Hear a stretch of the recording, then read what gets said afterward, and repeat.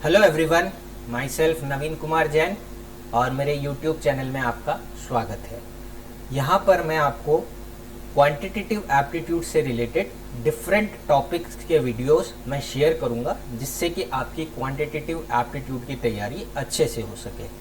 ये वीडियोस आपको हेल्प करेंगे कैंपस रिक्रूटमेंट ट्रेनिंग में, जब आपका कैंपस प्लेसमेंट्स के लिए पेपर होता है तब, और कोई भी गवर्नमेंट का एग्जाम जब आप प्रिपेयर करते हो तो ये सारे टॉपिक्स से आपके गवर्नमेंट एग्जाम में क्वेश्चंस आते हैं। तो यहाँ से आपको इन सबको क्रैक करने में हेल्प मिलेगी।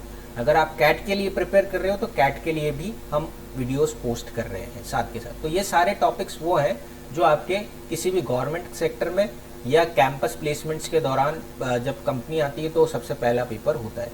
तो अगर आपको ये वीडियोस अच्छे लगे तो आप हमारे चैनल को लाइक और सब्सक्राइब करना ना भूलें। तो आज का हमारा टॉपिक है, सबसे पहला टॉपिक है डिविजिबिलिटी टेस्ट। डिविजिबिलिटी टेस्ट में हम स्टार्ट करते हैं सबसे पहला नंबर 2 से।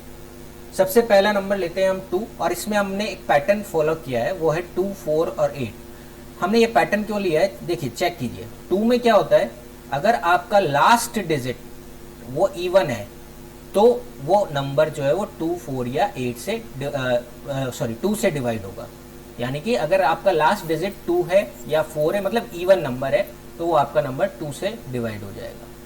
4 के केस में आपको चेक करना होता है केवल लास्ट के 2 डिजिट। 4 के केस में आप चेक करोगे लास्ट के 2 डिजिट, और 8 के केस में चेक करोगे आप लास्ट के 3 डिजिट। अब ऐसा क्यों कर रहे हैं, देखो 2 को लिख सकते हैं हम 2 की पावर 1। 2 कितना होता है, 2 की पावर 1, इसलिए हम केवल लास्ट डिजिट चेक करते हैं। 4 को लिखते हैं हम 2 की पावर 2, इसलिए हम लास्ट के 2 डिजिट चेक करते हैं। मतलब लास्ट के 2 डिजिट में अगर 4 से डिवाइड हो रहा है तो वो नंबर भी 4 से डिवाइड होगा, अदरवाइज नहीं होगा। 8 के केस में हम लिख सकते हैं 2 की पावर 3। 8 को लिख सकते हैं 2 की पावर 3, इसलिए 8 के केस में हम कौन सी डिजिट चेक करेंगे, लास्ट की 3 डिजिट। अगर लास्ट के 3 डिजिट 8 से डिविजिबल हैं तो वो नंबर भी 8 से डिवाइड होगा। मतलब हमें पूरा नंबर चेक नहीं करना है। इसी सीरीज में अगर आप आगे बढ़ना चाहें तो नेक्स्ट होता है 2 की पावर 4, वो होता है 16। तो अगर आपको 16 से डिविजिबिलिटी चेक करनी है तो आप लास्ट के 4 डिजिट्स चेक करो। अगर लास्ट के 4 डिजिट्स 16 से डिविजिबल हैं तो वो नंबर भी आपका 16 से डिविजिबल होगा। एग्जाम्पल ले लेते हैं। से फॉर एग्जाम्पल अगर मैं कोई नंबर लेता हूँ जैसे 1 4 3 5 6 2, ये मुझे चेक करना है कि ये 8 से डिविजिबल नहीं है या नहीं है। तो हम 8 के लिए लास्ट के 3 डिजिट चेक करेंगे। लास्ट के 3 डिजिट होते हैं 5 6 2। हम केवल 5 6 2 में 8 का डिवाइड करके देखेंगे कि वो 8 से डिवाइड होता है या नहीं। तो 8 7 जा 56, रिमाइंडर कितना बचेगा, 2 बच जाएगा। अगर रिमाइंडर बच रहा है तो ये number is not divisible by 8, not divisible by 8। ठीक है। ऐसे ही अगर आपको एक और एग्जांपल लेना है कि वो नंबर 8 से डिविजिबल है या नहीं है, तो आप क्या कीजिए, लास्ट के 3 डिजिट चेक कर रहे हैं। 8 के केस में लास्ट के 3 डिजिट, 4 के केस में लास्ट के 2 डिजिट, और 16 के केस में लास्ट के 4 डिजिट। मतलब जितनी पावर बन रही है, तो ये एक सीरीज है। नेक्स्ट इसकी सीरीज में नंबर आएगा 32। अगर 32 से डिविजिबिलिटी चेक करनी है तो आपको लास्ट के 5 डिजिट चेक करने पड़ेंगे। हालांकि इतने बड़े नंबर से क्वेश्चन नहीं आता है कोई भी गवर्नमेंट एग्जाम में, लेकिन फिर भी आपको याद होना चाहिए कि पैटर्न क्या है। ठीक है। तो एक एग्जांपल और ले लेते हैं। एक एग्जांपल जैसे लेते हैं हम 1 4 5 7 6। अब इस नंबर को हमें चेक करना है डिविजिबल बाय 4 है या नहीं है। तो हम 4 के लिए लास्ट के 2 डिजिट चेक करेंगे केवल, दैट इज 76 ओनली। तो 76 में जब आप 4 का डिवाइड करोगे तो ये पूरी बार चला जाएगा। 4 1 जा 4, बचा 3, और 9 जा 36, यानी कि 19 टाइम्स पूरा चला गया।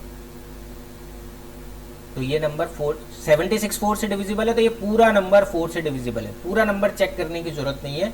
2 के केस में लास्ट का डिजिट, 4 के केस में लास्ट के 2 डिजिट, 8 के केस में लास्ट के 3 डिजिट चेक करने हैं। चलिए नेक्स्ट सीरीज है आपकी 3 और 9।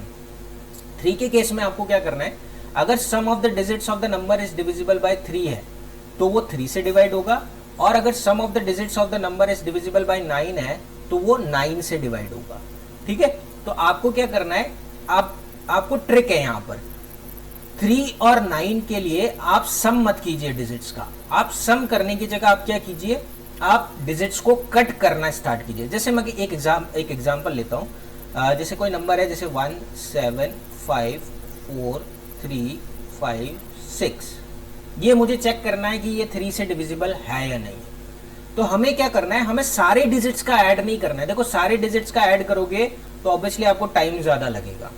सारे डिजिट्स को जब आप ऐड करने लगोगे तो हो सकता है गलती भी हो जाए और आपको टाइम भी ज्यादा लगेगा। उसकी बजाय आप क्या किया कीजिए, सबसे पहले जैसे वो नंबर कट करते चलो जो 3 की टेबल में आते हैं या जिनका एडिशन, कोई 2 या 3 नंबर भी ले सकते हो, लेकिन दो को ऐड करना ज्यादा इजी कंपेयर टू सारे नंबर्स को। तो देखो जैसे मैंने 3 को कट कर दिया क्योंकि 3 की टेबल में आता है, 6 को भी कर दिया क्योंकि ये भी 3 की टेबल में आता है, 5 और 4 9 होता है, इसको भी कट कर दिया। रैंडमली आप कहीं से भी कट कर सकते हो। 7 और 5 12 होता है, तो मैंने इन दोनों नंबर्स को भी कट कर दिया, 7 को भी और 5 को भी। 7 5 12 होता है, तो बचा कितना 1। अब ये 1 3 की टेबल में नहीं आता, इसका मतलब ये नंबर जो था आपका 1754356, ये 3 से डिवाइड नहीं होगा, इसका रिमाइंडर कितना बचेगा, 1 ही बचेगा। क्यों? क्योंकि लास्ट में जो बच जाएगा वो आपका रिमाइंडर बच जाएगा। और 3 के केस में रिमाइंडर या तो 1 हो सकता है या 2 हो सकता है। ऐसे ही 9 के केस में आपके रिमाइंडर क्या क्या हो सकते हैं, 1 से लेके 8 तक। अगर 0 रिमाइंडर है तो मतलब परफेक्टली डिविजिबल है, और अगर एक भी रिमाइंडर नहीं है तो फिर डिविजिबल में जो रिमाइंडर आंसर में आ रहा है वही आंसर हो जाएगा आपका।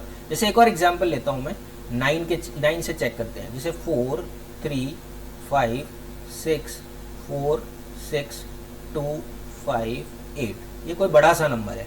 अब देखो जब आप इनको ऐड करने लगोगे तो ऑब्वियसली टाइम लगेगा। इससे ज्यादा बेटर क्या है, नंबर लिखो फटाफट से, और 9 जहां जहां आ रहा है उसको कट करते चलो। 9 या फिर 18, टोटल एडिशन 9 की टेबल का जो भी आ रहा है वो आना चाहिए, 9 आना चाहिए। तो देखो 6 और 3 9, 5 और 4 9, कट कर दो बस, ताकि आपको याद नहीं रखना पड़ेगा। 5 और 4 10।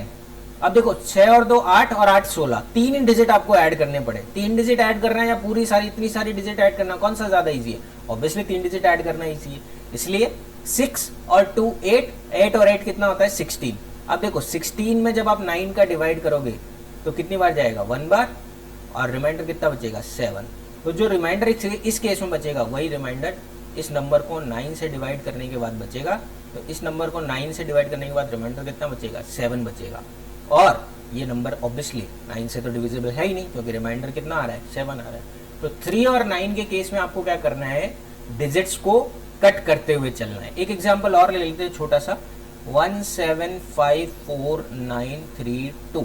जैसे मान लीजिए इस एग्जांपल में आपको 9 से डिविजिबिलिटी चेक करनी है।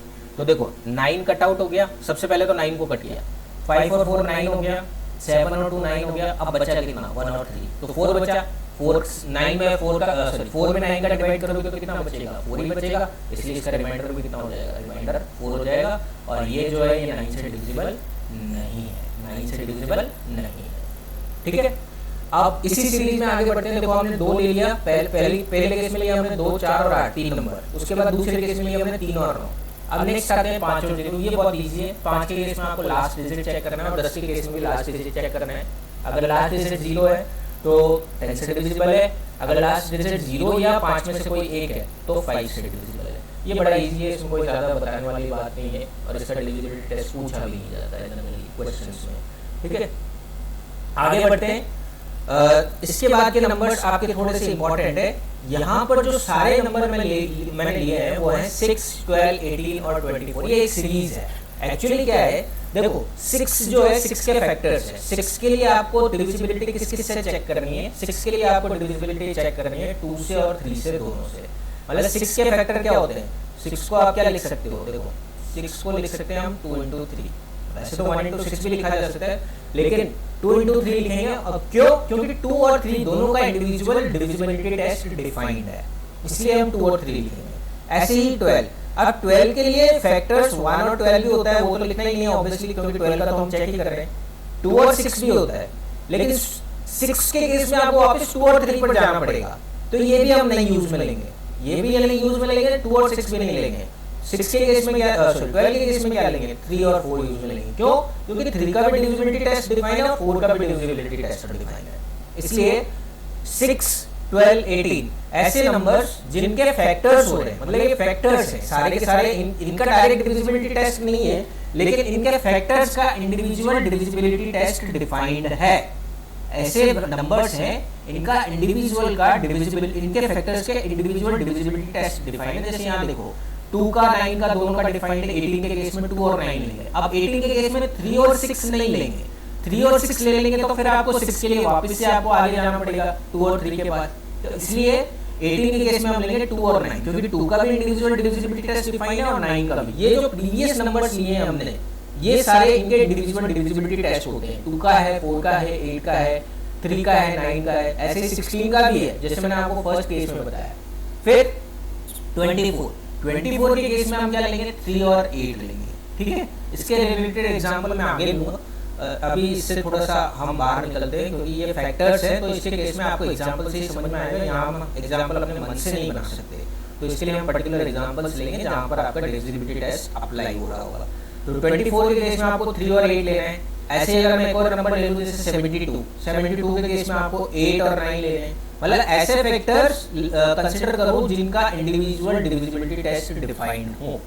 ऐसे फैक्टर्स आपको कंसीडर करने हैं जिनका के इंडिविजुअल डिविजिबिलिटी टेस्ट डिफाइंड हो। जैसे 88 ले लिया, 88 के केस में 8 और 11, क्योंकि 11 का भी डिविजिबिलिटी टेस्ट होता है, 11 का भी हम आगे चेक करेंगे। इसके बाद आता है 7 का।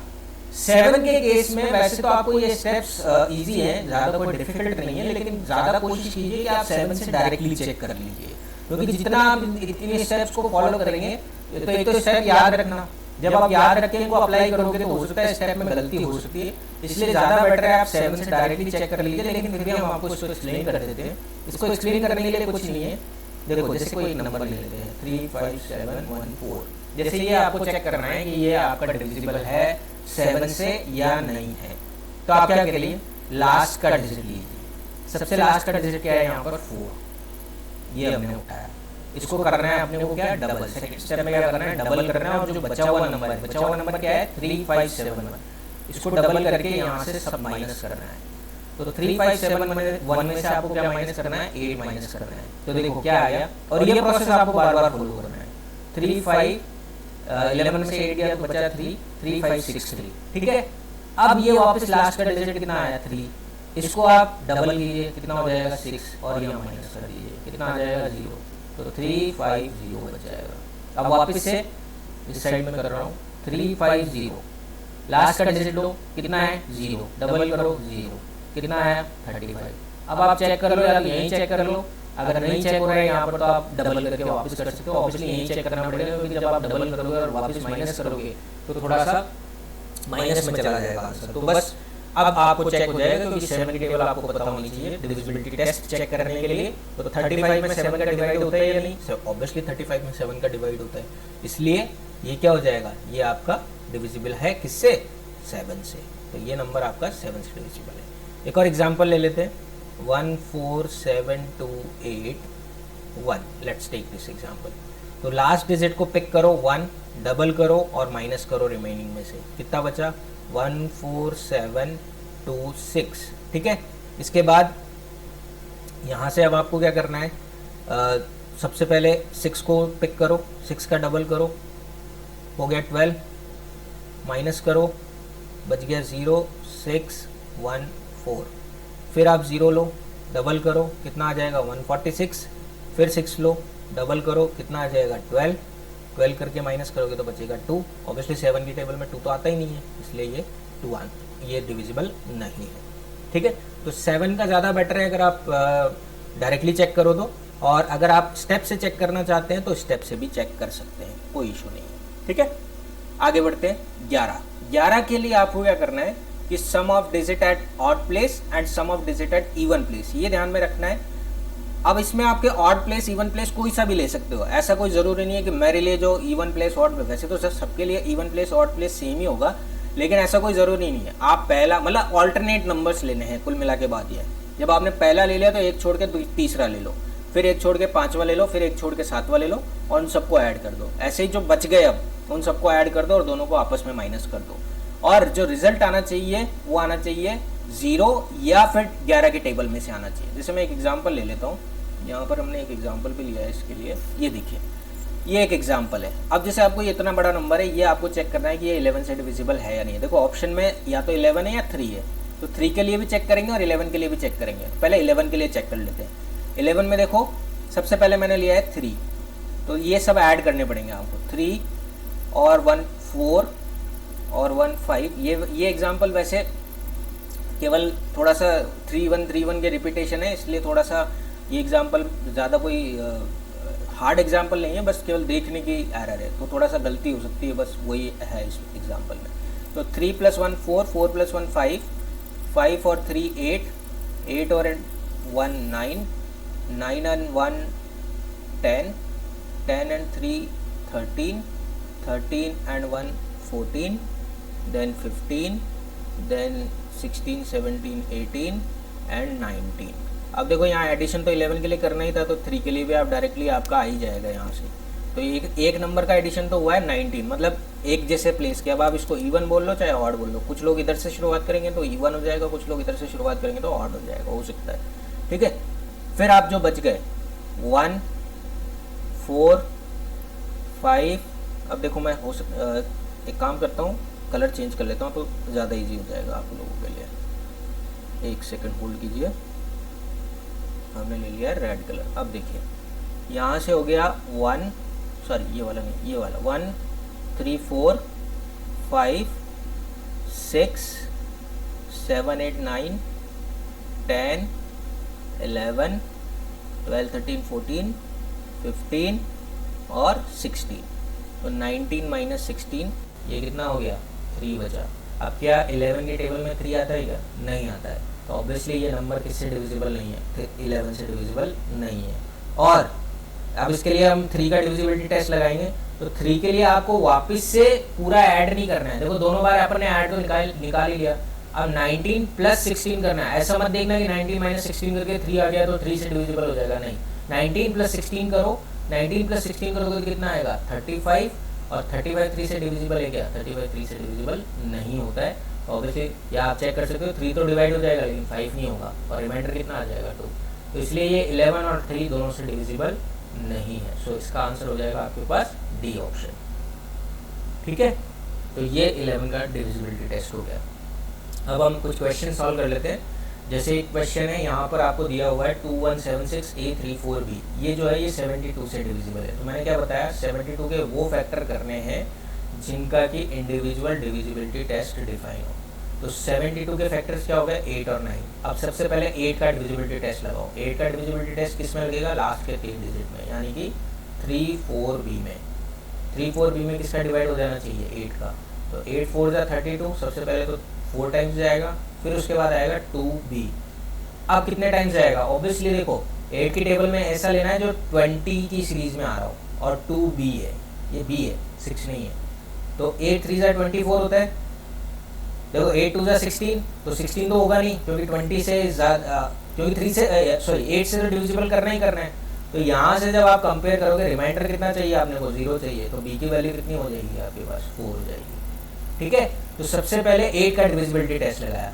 अब B की वैल्यू आ गई अपने पास, अब अपन A की वैल्यू निकालेंगे। A की वैल्यू निकालने के लिए 2176A और 3 4 और B की वैल्यू आ गई हमारे पास 4। अब देखो अपने को क्या कट करना है, 9 चाहिए, तो 7 और 2 9 कट कर दो, 6 और 3 9 कट कर दो, 4 और 4 8, 8 + 1 9। अब देखो सब कट हो गए, बचा क्या, A। तो अब A की क्या क्या वैल्यू हो सकती है, A या तो 0 हो सकता है, तो कट होगा क्योंकि 0 ऐड करोगे तो कोई फर्क नहीं पड़ेगा, या फिर A क्या हो सकता है, 9 हो सकता है। दो ही वैल्यूज पॉसिबल है, ऐसा नहीं केवल A की पॉसिबल है, 0 और 9 दोनों में से कोई भी हो वैल्यू A की, तो ये नंबर क्या हो जाएगा, 9 से डिविजिबल हो जाएगा। ठीक है, तो आपको इस तरीके से सॉल्व करना है। ठीक है, तो हमने पहले 8 का डिविजिबिलिटी टेस्ट लगाया, उससे हमारे पास B की वैल्यू आ गई। फिर हमने 9 का डिविजिबिलिटी टेस्ट लगाया, उससे हमारे पास किसकी वैल्यू आ गई, A की वैल्यू आ गई। ठीक है, चलिए नेक्स्ट क्वेश्चन की तरफ देखते हैं। Least number which must be subtracted from 9 which makes it exactly divisible by 9। मतलब ऐसा छोटे से छोटा नंबर चाहिए जिसको जो इसमें से हम सब्ट्रैक्ट करें और 9 से ये डिविजिबल हो जाए। यानी कि अपने को क्या चाहिए, केवल रिमाइंडर चाहिए। तो देखो 9 तो 9 से डिविजिबल होता ही है, 9 को कट कर दो, 0 को कट कर दो, 6 और 7 बचे, 6 और 7 कितना होता है 13। तो 13 में जब आप 9 का डिवाइड करोगे तो कितना रिमाइंडर आएगा 4 आएगा। तो यानी कि अगर इस नंबर में से 4 माइनस कर दें तो आपका ये नंबर क्या हो जाएगा 9 से डिविजिबल हो जाएगा। यानी कि 4 कम होते तो टोटल कितना हो जाता 13 की जगह 9 हो जाता, 9 होते ही फिर ये कैंसिल आउट हो जाता, तो मतलब डिविजिबल हो जाता। तो आपको कितना नंबर कम करना है, आपको केवल जो कम करना है वो कितना करना है, केवल 4 नंबर कम करना है। ठीक है, आगे बात समझ में, आगे बढ़ते हैं। ये मैंने करा ही दिया आपको। वैल्यू ऑफ पी, पी की वो वैल्यू चाहिए जिससे कि ये 12 से डिविजिबल हो जाए। अब देखो वापस से 12 के फैक्टर्स क्या है, 12 का कोई डिविजिबिलिटी टेस्ट नहीं होता है। 12 के फैक्टर्स क्या है 4 और 3, तो हमें किससे चेक करना पड़ेगा 4 से भी और 3 से भी। लेकिन ये देखो ये जो नंबर लिखा हुआ है दो नंबर्स का मल्टीप्लीकेशन है और इसमें लास्ट के जो 2 डिजिट है वो 64 है। देखो 4 आ गया तो लास्ट के 2 डिजिट देखने ही देखने हैं, और 3 आ गया तो अपने को एडिशन देखना है। तो ऑब्वियसली जब हम इसको डिवाइड करेंगे 12 से, 12 की जगह में क्या लिख दूँ 4 और 3 लिख दूँ, और ये पहला वाला जो नंबर है ये तो 4 से डिविजिबल है। ये तो हमने देखा कि 64 जो है वो 4 से डिविजिबल है। दैट मीन्स ये तो पूरी बार कितनी भी बार कटे उससे हमें कोई लेना देना नहीं है, कैंसिल आउट हो जाएगा। अब अपने को केवल ये बचा, यानी कि 9p2 किससे डिविजिबल होना चाहिए 3 से। जब 9p2 3 से डिविजिबल होना चाहिए तो चेक कर लो 9 तो आता है 3 की टेबल में, तो p की क्या क्या वैल्यूज हो सकती हैं। तो देखो p+2 क्या क्या हो सकता है, या तो 3 हो सकता है। जब 3 होगा तो यहाँ से p की वैल्यू क्या हो जाएगी 1 आएगी। ठीक है, या फिर p+2 6 भी तो हो सकता है, क्योंकि 6 भी 3 की टेबल में आता है। तो यहाँ से p की वैल्यू कितनी आएगी 4 आएगी। या फिर p+2 कितना हो सकता है 9 भी तो हो सकता है, 3 की टेबल में 9 भी आता है। तो यहाँ से p की वैल्यू कितनी आएगी 7 आएगी। मतलब सारी पॉसिबल वैल्यू लेना है आपको, एक ही नहीं लेना है, ये ध्यान रखना। आजकल गवर्नमेंट एग्जाम में क्या करते हैं ऐसे कंफ्यूज करते हैं। या फिर p+2 क्या हो सकता है 12 भी तो आता है, तो 12 से आपके पास p की वैल्यू कितनी आ जाएगी 10 आएगी। लेकिन अब 10 पॉसिबल नहीं है। क्यों पॉसिबल नहीं है, क्योंकि p तो एक सिंगल डिजिट नंबर है, ये तो बीच में लिखा हुआ है यहाँ पर। अगर 2 डिजिट हो जाएगा तो फिर तो बहुत सारे नंबर आ जाएंगे। p की क्या क्या पॉसिबल वैल्यू है, या तो 1 हो सकता है, या 4 हो सकता है, या 7 हो सकता है, और तीनों ऑप्शन में नहीं है। इसलिए फिर क्या आंसर हो जाएगा इसका, नन ऑफ दी अबव। ठीक है, आगे बढ़ते हैं। Sum of 3 consecutive odd numbers is always divisible by. अब ये थोड़े अच्छे क्वेश्चंस हैं, ये आपके कैट एग्जाम में ज़्यादा पूछे जाते हैं। कैट अगर आपका लेवल बढ़ाना है आपको तो आप इन क्वेश्चंस को भी देख सकते हैं। देखिए 3 consecutive odd numbers, 3 consecutive odd numbers क्या क्या है, ऑड नंबर्स क्या होते हैं 2n+1, और 3 कॉन्जिक्यूटिव मतलब लगातार चाहिए आपको। तो पहला हो गया 2n+1, दूसरा हो गया 2n+1 के बाद कितना आ जाएगा 3, क्योंकि एक छोड़ के एक होता है, और तीसरा कितना हो जाएगा 2n+5। टोटल अगर आप इनको ऐड करोगे the sum of 3 consecutive number, यानी कि आपको इन सबका क्या चाहिए s चाहिए, सम चाहिए। तो सम कितना हो जाएगा 2 + 2 + 2, 2n+2n+2n कितना हो जाएगा 6n, और 5 और 3 8, 8 और 1 9। अब देखो इसमें कॉमन क्या आ रहा है, इसमें कॉमन आ रहा है 3, और बच गया क्या 2n+3। अब देखो 2n+3 वापस ऑड नंबर था, और ये 3 से डिविजिबल 3 का मल्टीपल हो गया, 3 का मल्टीपल तो हो गया, तो इसका मतलब ये, अब देखो ये ऑड नंबर है और 3 भी ऑड नंबर है। 2n+3 तो ऑड नंबर होता है ना, ऑड नंबर लिया हमने, तो ऑड इंटू ऑड कितना होता है ऑड ही होता है। 3 इंटू 3 कितना होता है 9 होता है, ऑड होता है। ऑड इंटू ऑड क्या होता है ऑड होता है। तो ऑड नंबर तो 2 से डिविजिबल होगा ही नहीं, तो ये तो होगा नहीं। और अगर 2 से डिविजिबल नहीं है तो 6 से भी नहीं है, ऑब्वियस सी बात है। अब बचा 5। 5 के लिए आपको क्या करना है, कुछ भी नंबर ले लो, जैसे मान लो 2n+1 एक ऑड नंबर ले लो 3, 3 3 = 9। क्या 5 से डिविजिबल है, नहीं है। कुछ नंबर जरूर होंगे जो 5 से डिविजिबल होंगे, लेकिन हर एक नंबर नहीं होगा। ठीक है, जैसे अगर आप कोई ऑड नंबर लेते हो 2n+3 5, तो वो 5 से डिविजिबल होगा, ऑब्वियस सी बात है, लेकिन हर एक नंबर नहीं होगा।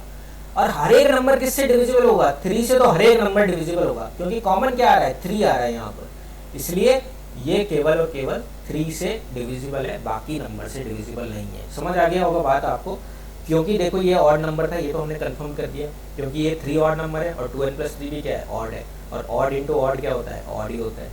तो ये 2 से डिविजिबल नहीं होगा, जब 2 से नहीं होगा तो 6 से भी नहीं होगा, तो 2 और 6 तो वैसे ही कट हो गए। बचा 5। 5 से कुछ नंबर ऐसे होंगे जो डिविजिबल होंगे, कुछ ऐसे होंगे जो नहीं होंगे। तो वो जो नंबर नहीं होंगे वो आपको प्रूव कर देगा कि ये 5 से डिविजिबल नहीं है। ठीक है, और 3 से तो हर एक होगा, क्योंकि 3 तो क्या हो गया कॉमन आ गया। ठीक है, तो 3 से तो ये डिविजिबल है। आगे बढ़ते हैं। अब देखिए ये जो नंबर है ये डिविजिबल किससे है 8 से भी है और 11 से भी है। तो पहले किसका टेस्ट लगाएंगे 8 का भी लगाएंगे, फिर किसका लगाएंगे, 11 का लगाएंगे। 8 के लिए क्या, लास्ट के 3 डिजिट, लास्ट के 3 डिजिट यानी कि 9K2। अब 8 से डिवाइड करना है। अब ये देखो थोड़ा अच्छा क्वेश्चन है, केट का क्वेश्चन है ये बेसिकली। तो 9 माइनस 8 हो गया कितना, 1K। ठीक है, अब देखो जब आप 8 में डिवाइड करोगे तो k की वैल्यू 6 तो नहीं हो सकती, पहली चीज। क्यों, क्योंकि अगर यहाँ 16 हो जाएगा तो पूरा पूरा डिवाइड हो जाएगा 16 में, और फिर 2 रिमाइंडर बच जाएगा। जबकि ये तो डिवाइजिबल है 8 से, तो k की वैल्यू क्या नहीं हो सकती, 6 तो नहीं हो सकती।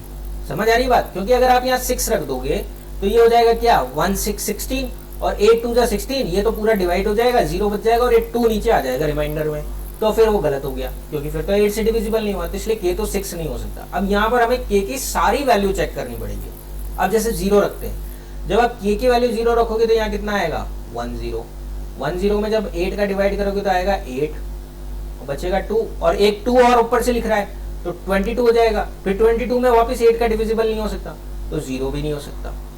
फिर हम 1 से चेक करेंगे, जब यहाँ 0 की जगह 1 रखोगे तो यहाँ बच जाएगा 32, तो 1 हो सकता है। तो k की पॉसिबल वैल्यू हो गई एक तो 1। फिर 2 से चेक करेंगे, ऐसे सारी वैल्यू हमें चेक करनी पड़ेगी। 2 से चेक करोगे तो यहाँ आ जाएगा, मैं इधर साइड में कर देता हूँ, 1 2। जब 8 से डिवाइड करोगे तो यहाँ आ जाएगा 8, और फिर हो जाएगा 4 1, और जब 4 1 हो जाएगा तो 41 में फिर डिवाइड नहीं होता, तो 2 भी नहीं हो सकता। फिर 3 जब आप रखोगे तो 8 1 जा 8, 51 आ जाएगा। 41 की जगह, सॉरी 42 की जगह क्या आ जाएगा, 1 नहीं है ऊपर, 2 है। 42 की जगह क्या आ जाएगा, 52, तो 3 भी नहीं हो सकता। फिर रखो 4 रखोगे तो आप कितना आ जाएगा, 1 4, यहाँ कितना बच जाएगा, 6, 8 1 जा 8, 6 रिमाइंडर में बचेगा 62, तो 4 भी नहीं हो सकता। फिर रखो आप 5 रखोगे तो आप कितना बचेगा, 15 माइनस 8 7, 72 आता है। तो k की पॉसिबल नेक्स्ट पॉसिबल वैल्यू हो गई 5। और ऑब्वियसली आपको पैटर्न समझ आ गया होगा, 4 4 छोड़ के आ रही है, पहले आई है 1, फिर 4 छोड़ के, तो लास्ट वैल्यू क्या आएगी, 9 भी आएगी। और 9 रख के चेक कर लो आप। जब आप 9 रखोगे तो 8 2 जा 16, आप 2 टाइम्स जाने लग जाएंगे, 6 से ऊपर के लिए 2 टाइम्स जाने लग जाएंगे।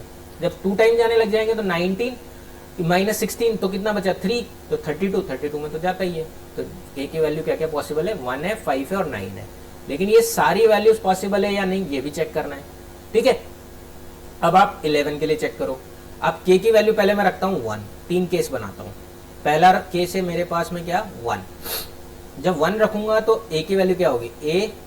अब देखो ऑल्टरनेट डिजिट्स को मैं ऐड कर लेता हूँ, a हो गया, 9 हो गया, 2 हो गया, यानी कि a प्लस 11 हो गया, माइनस, और k की वैल्यू मैं रख रहा हूँ 1, तो 3 प्लस 1 हो गया 4। और ये क्या होना चाहिए, या तो 0 होना चाहिए, या 11 होना चाहिए, या 22 होना चाहिए। तो a plus 11 minus 4, a plus 11 minus 4 कितना हो गया, a प्लस 7। तो a प्लस 7 या तो 0 होना चाहिए, 0 तो पॉसिबल नहीं है, क्योंकि इससे a की वैल्यू क्या आ जाएगी, माइनस का 7, जो कि पॉसिबल नहीं है, क्योंकि a तो डिजिट है। डिजिट तो 0 से लेकर 9 तक हो सकती है, और 0 भी नहीं हो सकती क्योंकि फ्रंट डिजिट है। ठीक है, तो a की वैल्यू डिजिट हो सकती है, तो 0 तो नहीं हो सकता। 11 रख के चेक कर लेते हैं, तो a की वैल्यू क्या आ सकती है, 4 आ सकती है। ठीक है, तो 22 रखेंगे तो फिर 2 डिजिट में चला जाएगा, तो 4 भी नहीं हो सकती। ठीक है, तो आपके पास k की वैल्यू तो आई 1, a की वैल्यू आई 4। जब आपने k को 1 रखा था, यहाँ पर हमने k को कितना रखा था, 1 रखा था। ठीक है, अब देखो अपने को निकालना है क्या, a प्लस के करोगे तो आपके पास कितना आएगा, 5 ऑप्शन में नहीं है। तो अब आगे बढ़ते हैं, k की वैल्यू कितनी लेते हैं, 5। जब k की वैल्यू 5 लोगे तो यहाँ कितना बचेगा, a प्लस 11, तो a प्लस 11 ही रहेगा, माइनस, अब k की वैल्यू 5 प्लस 3 कितना हो गया, 8 हो गया। अब a प्लस 11 माइनस 8, तो a कितना हो गया, a प्लस 3। और ये क्या हो सकता है, 0 तो हो नहीं सकता। क्यों, क्योंकि 0 रखोगे तो फिर आपके पास क्या हो जाएगा, नेगेटिव नंबर आ जाएगा, जो कि पॉसिबल नहीं है। तो कितना हो सकता है, 11। तो a की वैल्यू कितनी आ जाएगी यहाँ से, 8। अब k की वैल्यू 5, a की वैल्यू 8 प्लस 5 13, वो भी पॉसिबल नहीं है, जो कि ऑप्शन में नहीं है। अब लास्ट वैल्यू रखते हैं हम k की क्या, 9। k की वैल्यू कितनी रखते हैं, 9। जब आप 9 रखोगे तो a प्लस 11 तो है ही सही, माइनस 9 और 3 हो गया 12, तो a माइनस 1 आ गया। a माइनस 1 आ गया, तो a माइनस 1 0 हो सकता है। ठीक है, क्योंकि इससे क्या आ जाएगी, a की पॉजिटिव वैल्यू आएगी, a कितना आ जाएगा उससे, 1। और 11 भी हो सकता है, लेकिन 11 में फिर a की वैल्यू 10 आ जाएगी, जो कि पॉसिबल नहीं है। अब a प्लस के चेक करो, a प्लस के कितना हो गया, 9 प्लस 1 10, तो आंसर कितना हो गया, 10 ऑप्शन में है। तो तीनों वैल्यूज पॉसिबल है, लेकिन ऑप्शन के अकॉर्डिंग चलना है आपको। तो ऑप्शन के अकॉर्डिंग 1 और 4 पॉसिबल नहीं हुआ, क्योंकि ऑप्शन में नहीं है a प्लस के। ये नंबर तो पॉसिबल है जो 8 और 11 दोनों से डिवाइड हो रहा है, लेकिन जो ऑप्शन के अकॉर्डिंग है वो केवल 9 और 1 ही है, एक ही ऑप्शन करेक्ट है। तो कुछ लोगों को लगेगा कि यार क्वेश्चन तो गलत दे दिया, हमारा तो 1 और 4 आ रहा है, तो फिर ये तो गलत हो गया। तो नहीं, ऐसा नहीं होता है। कैट में क्या होता है, मल्टीपल ऑप्शंस भी आपको चेक करने होते हैं कि भाई क्या क्या ऑप्शंस आपके पास अवेलेबल हैं। तो ये अच्छे क्वेश्चंस है जो आपके कॉम्पिटिटिव एग्जाम्स में भी आएंगे, और अगर आप प्राइवेट कंपनीज के इंटरव्यू में के लिए प्रिपेयर कर रहे हो तो वहां पर भी आ सकते हैं। ठीक है, आगे बात समझ में, आगे बढ़ते हैं। ये नंबर है 88 से डिविजिबल। वापस से आपको क्या करना है, वापस से 8 और 11 का डिविजिबिलिटी, 88 का मल्टीपल फैक्टर्स क्या क्या हो जाएंगे, 8 और 11। ठीक है, तो सबसे पहले 8 के लिए चेक करेंगे। 8 से आपके पास b की वैल्यू आ जाएगी, तो 46b। जब 8 से डिवाइड करोगे तो कितना आएगा, 8 5 40। क्वेश्चन का वैसे मतलब नहीं होता है, तो यहाँ से हो जाएगा 8 8 64। तो b की वैल्यू कितनी आ गई, 4। b की वैल्यू तो आ गई आपके पास 4। अब आ जाओ आप a पर। a के लिए वापस 11, तो पहले मैं ऑल्टरनेट नंबर्स ऐड कर लेता हूँ। तो a है 8 13 17 और ये आ गया b की वैल्यू 4, तो ये हो गया 21। तो एक तो हो गया 21 माइनस, दूसरा क्या है a तो a ही है, 6 + 1 7, 7 + a, तो ये कितना हो गया 14 - a। ये 0 हो सकता है क्या, नहीं हो सकता। 0 रखोगे तो a की वैल्यू कितनी आ जाएगी, 14, पॉसिबल नहीं है। 11 हो सकता है क्या, बिल्कुल हो सकता है। a की वैल्यू कितनी आ जाएगी, 3। 22 हो सकता है क्या, 22 नहीं हो सकता। क्यों, क्योंकि फिर नेगेटिव नंबर आने लग जाएंगे। तो a की वैल्यू आई 3, b की वैल्यू आई 4। आपको निकालना है a × b। ऐसे डायरेक्टली मत ऑप्शन करेक्ट कर देना कि आपके पास 4 नज़र आ गया तो आपने आंसर लिख दिया। तो 4 × 3, 3 × 4 सॉरी, a की वैल्यू 3 है और b की वैल्यू 4 है, तो 3 × 4 कितना हो गया, 12। तो इसका आंसर कितना आ गया, 12। ठीक है, आगे बढ़ते हैं। If the positive integer n is divided by 5, अगर किसी नंबर को 5 से डिवाइड करते हैं तो रिमाइंडर बचता है 3। Which of the number below yields a remainder 0 which is divided by 5। तो इसको करने के दो तरीके हैं। देखो, एक तो आप कोई नंबर अज्यूम कर लो, जैसे मान लो मैंने अज्यूम किया n की वैल्यू, ऐसी अज्यूम करनी जो क्वेश्चन जो दिया हुआ है उसको सेटिस्फाई करे। एक पॉजिटिव इंटीजर n है जो डिवाइड हो रहा है 5 से, और रिमाइंडर कितना बच रहा है 3। तो मैं ले लेता हूँ 8, मैं तो छोटा नंबर लूंगा, मैं बड़ा काय को लूँ। आप चाहे तो 13 भी ले सकते हैं, 18 भी ले सकते हैं, कोई सा भी नंबर जिससे 5 से डिवाइड करने पर 3 रिमाइंडर आ रहा हो। ठीक है, तो n की वैल्यू मैं ले रहा हूँ 8। इस केस में सबसे पहले मैं ले रहा हूँ n की वैल्यू 8। अब मुझे क्या चाहिए, इनमें से ऐसा नंबर चाहिए जो 5 से डिवाइड करने पर 0 आ जाए। तो देखो, n की वैल्यू मेरे लिए 8 है, 8 + 3 11। 11 में 5 का डिवाइड होता है क्या, नहीं होता, मतलब ये तो गलत है। फिर आ जाओ आप 8 + n + 2, यानी कि 8 + 2, 8 + 2 कितना हो गया, 10। 10 में 5 का डिवाइड होता है क्या, होता है क्या, यस सही है। 8 - 1 7, 7 में 5 का डिवाइड होता है क्या, नहीं होता, गलत है। 8 - 2 6, नहीं होता। 8 + 1 9, नहीं होता। तो कौन सा ऑप्शन सही हो गया, बी ऑप्शन सही हो गया।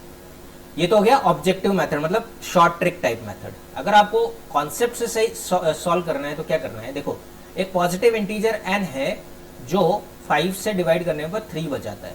तो मान लेते हैं n की वैल्यू क्या है, 5k + 3 है। k की वैल्यू कुछ भी हो सकती है, 0 टाइम्स भी डिवाइड हो सकता है, 1 टाइम्स भी हो सकता है, 2 टाइम्स भी हो सकता है। ठीक है, अब हमें चाहिए ऐसा नंबर जो इसको 5 से डिवाइड करें तो 0 आ जाए रिमाइंडर। तो मतलब मुझे इन दोनों में राइट साइड में जो 5k + 3 लिखा है उसमें रिमाइंड कॉमन कितना चाहिए, 5, ताकि 5 फैक्टर कॉमन आते ही 5 से डिवाइड करोगे तो कैंसिल आउट हो जाएगा, तो वो 5 से डिविजिबल हो जाएगा। तो मुझे क्या करना पड़ेगा, इधर भी +2 ऐड करना पड़ेगा और इधर भी क्या ऐड करना पड़ेगा, +2। देखो +2 ऐड करने से क्या हुआ, 3 + 2 कितना बन गया, 5 बन गया। तो 5k + 5, और 5 बनने से क्या हो गया, 5 कॉमन आ गया। तो अब जो k टाइम्स डिवाइड हो रहा था वो k + 1 टाइम्स हो गया। देखो जैसे हमने एग्जाम्पल में 8 लिया था, 8 कितने टाइम्स डिवाइड हो रहा था, 1 टाइम्स हो रहा था। लेकिन n + 2 यानी कि 10 हो गया, 10 कितने टाइम्स डिवाइड हो गया, 2 टाइम्स डिवाइड हो गया। तो वो k + 1 टाइम्स हो जाएगा। मतलब पहले अगर k टाइम्स डिवाइड हो रहा है तो जो नया नंबर है वो k + 1 टाइम्स डिवाइड होगा, और नया नंबर क्या आ गया आपके पास, n + 2।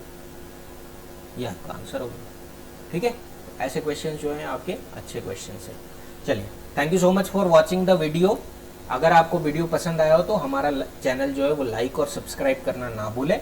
Thank you very much. इस सीरीज में मैं आपकी और वीडियोस पोस्ट करूंगा जहां पर आप क्वांटिटेटिव एप्टीट्यूड सीख सकते हैं, समझ सकते हैं मेरे साथ। और तो thank you so much for watching. Please like and subscribe my channel.